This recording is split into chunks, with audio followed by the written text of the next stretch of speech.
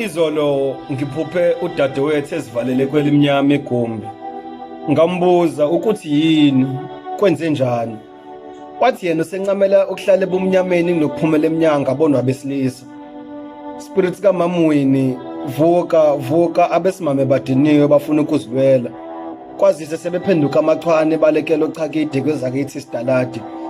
It's been 24 years sikhululekile, kepha besimama basakhululekile, sebehlezi bekhulekile uma bephumela eminyango. Thina sikhule sazi ukuthi bafanele ukuthandwa, ukutotoswa, kanjalo nokunakekelwa. Hayi ukuthi bona beziqaphe la behamba khona. Namanje nisaphika ukuthi abafana izinja.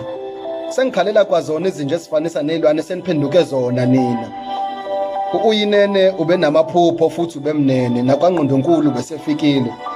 Ube namaphupho njengawo wonke wesimama ophila kuleli.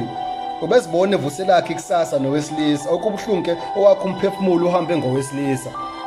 Izolo lokho nina benila nabantu biza ngamakhafula. Kepha namuhla ngizwe ngathi ngiganikhafulela. Aha. Ake ningitshele uqhubeka kanjani nokumnukubeza ngisho esekhala elwa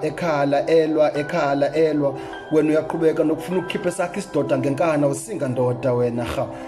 Kodwa ke hamba nkosazana ukulwila ukulokuhle ungela se-South Africa Kidlozi. Rest in peace Uyinene. Yo.